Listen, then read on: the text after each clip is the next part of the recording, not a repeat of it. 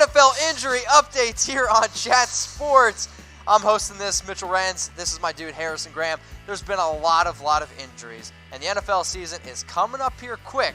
So we're going to take you through the latest NFL injury updates, starting with, of course, Andrew Luck. Harrison, give me the latest. Yeah, obviously Andrew Luck dominating the headlines right now when it comes to injuries, and for good reason, because, he's the most critical. He might be the most critical piece to his team more than any other player in the NFL. I know you've thrown Russell Wilson out there in the past. I might argue Russell Wilson. But we saw what happened a couple of years ago when he didn't play, and that was with a good backup in Jacoby Brissett, and they were still terrible. So this is kind of the latest here. Jim Irsay said on Monday that it's a bone issue. Now, you fast forward to Tuesday, Chris Ballard saying, no, it's more of a high ankle problem. High ankle issues, that's problematic for a quarterback who needs to be able to move around. So the question now is, will he be ready to go for the regular season? We're about 3 weeks away. Hopefully he is ready to go because he is critical to the Colts' success. I think when you just overall think about the high ankle problem, when you have so many different things, right? So at first, it was, a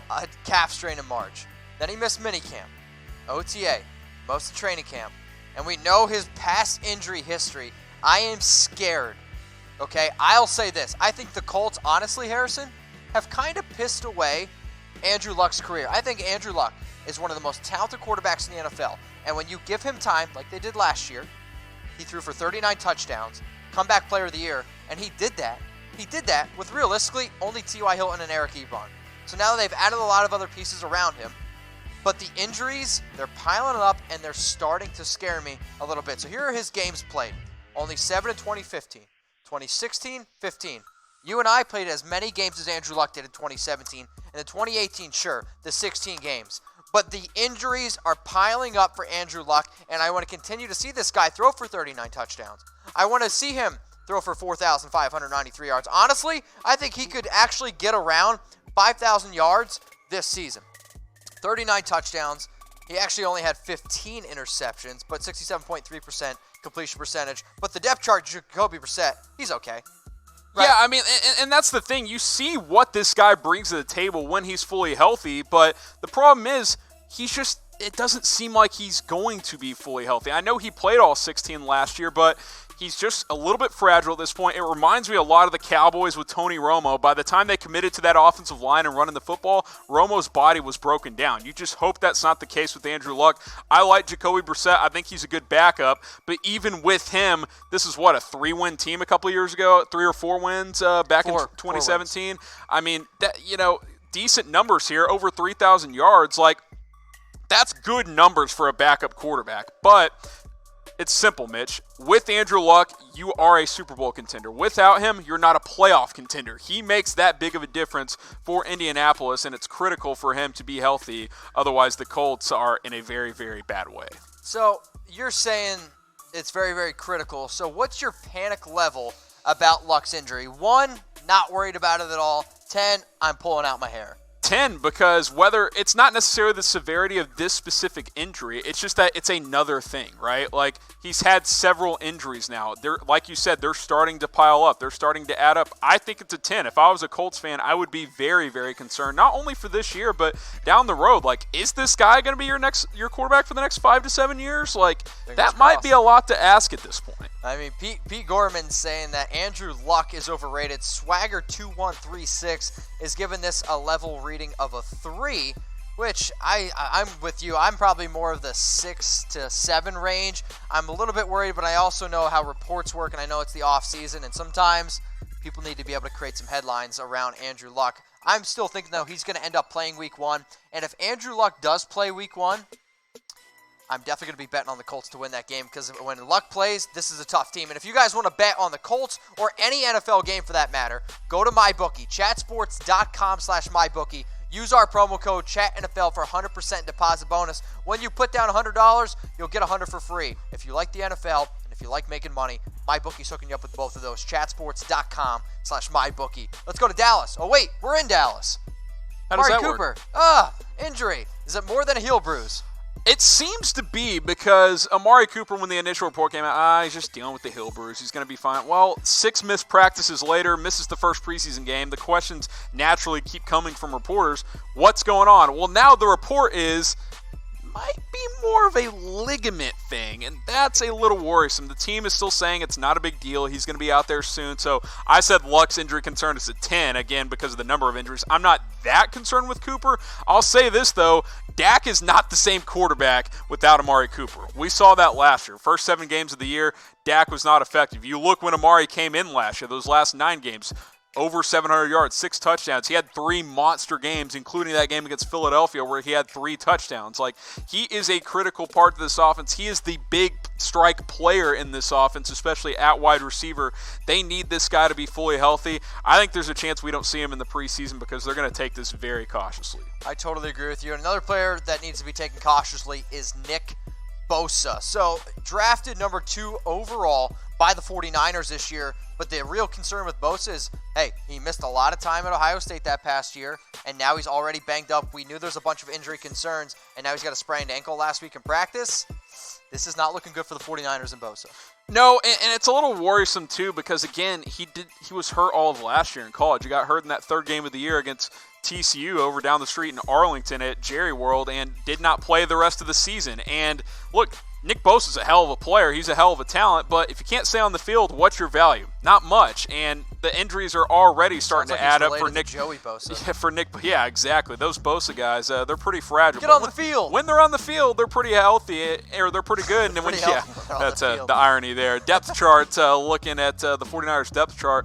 Look, we have Bosa penciled in as a backup right now. They brought in D4 this offseason. You got Armstead on the other side. DeForest Buckner is a good defensive tackle. Solomon Thomas. They got good depth there. Bosa is expected to be a big part of this rotation, eventually a starter, but it's not off to a good start in San Francisco.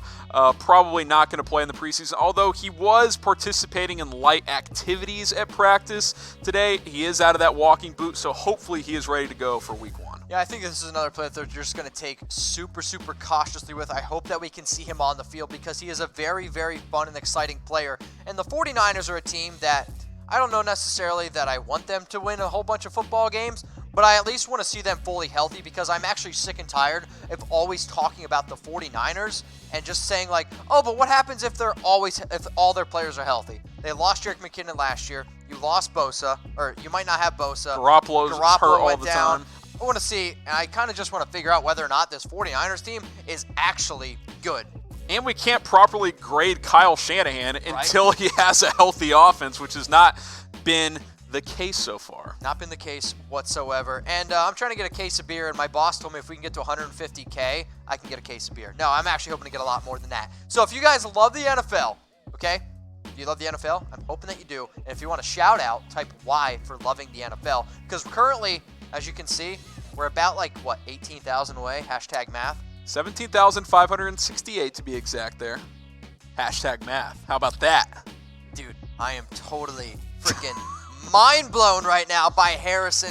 Go give you know what? Go give Harrison a follow on Twitter at Harrison1033. You've botched that a couple of times. Is it? It's Harrison1033. That's correct. Nice. So that's go give Harrison a follow because the dude can do some math here. And I'm seeing a bunch of L's in the comment section. Guess what, guys? Shout out to Pete. Shout out to Swagger. Shout out to HTR. Also a Y from Ghostly. I appreciate you guys watching us here live on YouTube. I appreciate everyone who's watching us live on Facebook.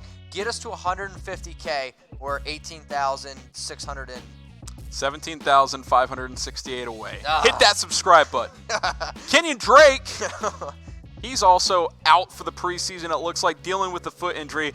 It's not like the Dolphins have just a stable of running backs or really any players to go to, so this is not ideal if you're Miami. I'm surprised we haven't heard Devontae Parker's playing running back by now. Like, the Devontae Parker hype train just continues to roll.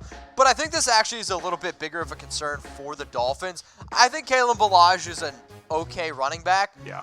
But he can't do what Kenyan Drake can do, especially in the passing game. And there is a little bit of a running back battle going down right now in Miami.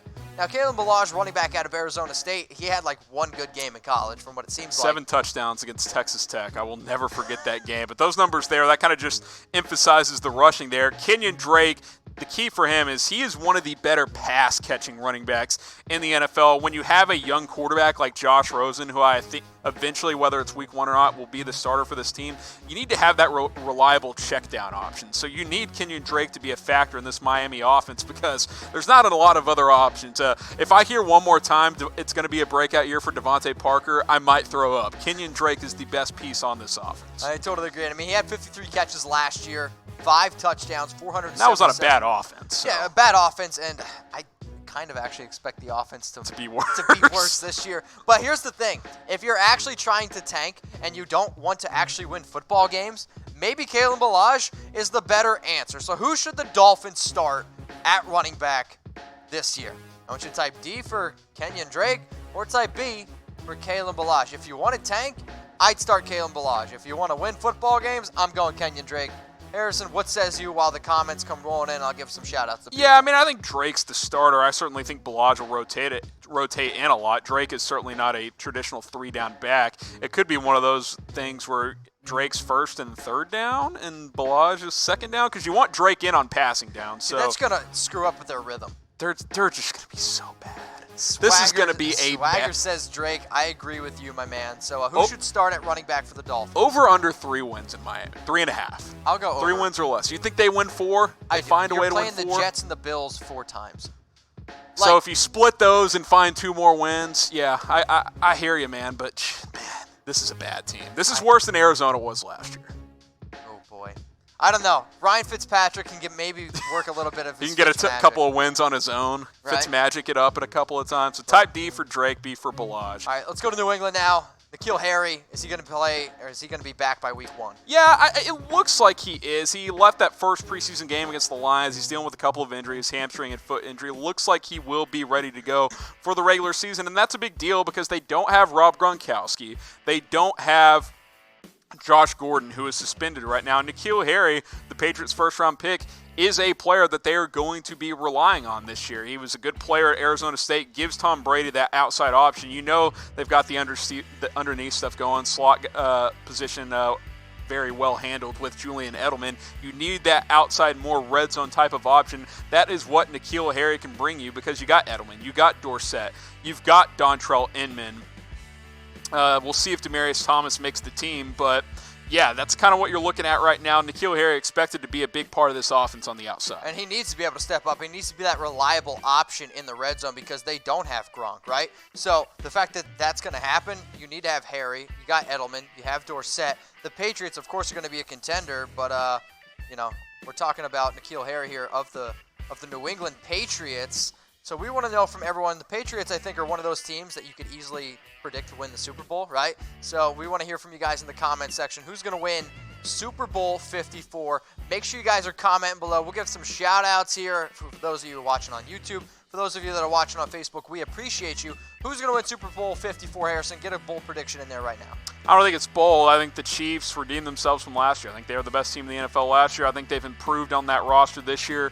All the reports is that, as shocking as it sounds, Patrick Mahomes looks even better this year. They added McCall Hardman to that offense. Tyreek Hill's good to go. So I think the Chiefs are my pick to win the Super Bowl. Some other notable injuries that we'll talk about real quick. Antonio Brown, we know he's dealing with his feet, though. I think he's going to be okay. Theo Riddick is dealing with a shoulder injury. Duke Johnson, running back of now the Texans, is dealing with a hamstring injury. Jermaine Kearse, he's out with the IR. And then Rodney Anderson, rookie out of Oklahoma. Quick note on him. He would have been an early round pick. Missed all of last season. Looks like he's going to be ready for week 1, though. Make sure you guys are subscribed to Chat Sports here on YouTube. The link is below, youtube.com/chatsportstv. If you love the NFL and you watched our entire show, we appreciate you. Make sure you subscribe, youtube.com/chatsportstv.